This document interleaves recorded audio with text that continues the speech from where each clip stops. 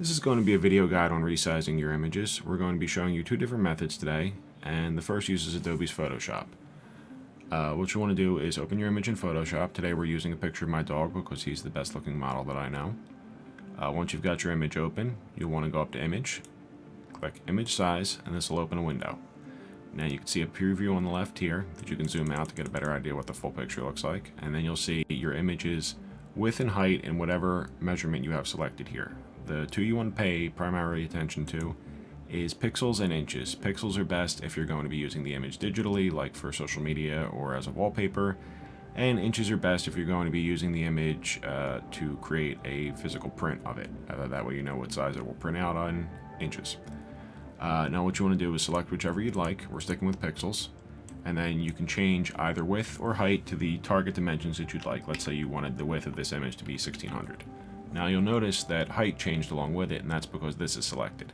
If that weren't selected and we changed one of the dimensions, the image gets distorted, as you can see here. So primarily you'll want to keep this selected. Just change the image to your target dimensions and click OK, and that's it. It's resized. Next up, I'll be showing you how to resize the image using the crop tool, which could be the best way to do it if you need to change the aspect ratio at the same time as you change the height and width dimensions. What you want to do is, once again, open your image. Then once it's open in Photoshop, you go over and click on the crop tool, or you can hit C on your keyboard. Once you have that selected, you'll notice it creates a selection box over your image.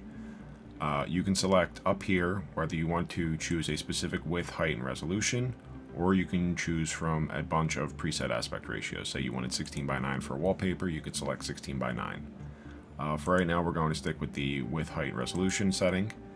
In there, you can set your width and height in whatever measurement you choose. PX is pixels and IN is inches. What you want to do is type in what you'd like them both to be, and you'll notice that if you change one, it changes the bounding box to the appropriate size. So let's say we wanted this to be 1600 by 1000 pixels. We just set that up there, and then you'll notice the box changes to this grid. That means that you're ready to crop. You can set the size here, and it will change the box, but keep the aspect ratio that you set based on these dimensions. Once you have it where you'd like, you can click the check mark, and it will crop the image to the appropriate size, and it will discard everything that wasn't in the selection box. Once you're done with that, or if you used our first method, you can just click save the image where you'd like, and you're done using Photoshop to resize your images. Next up, we'll be showing you how to resize your image using a free online tool. The site we'll be using today is befunky.com. It's a great resource for simple image resizing, and as you can see, even a bunch of other enhancements and photo manipulation tools. The first thing you're going to want to do to resize your image is to go to the link we provided in the article, and then you want to click on Open, and if it's saved locally, you can click on Computer, or if it's saved on one of these other services, you can click on them. We've already done that here, so same image. The next thing you'll want to do is go over to Resize, click on that, and you'll see a menu that's very similar to what we dealt with in Photoshop. You could change the specific pixel height and width, or you can change the X and Y axis scale. If you change those, obviously they're in percentages, and then you can just click Apply on that, or you can do the same thing we did in Photoshop and change the width or height to what you desire. Now, this works the same way as that little chain link icon in Photoshop, which means if you have it clicked, when you change one, the other will change automatically to stay in sync with it so that your image doesn't get distorted.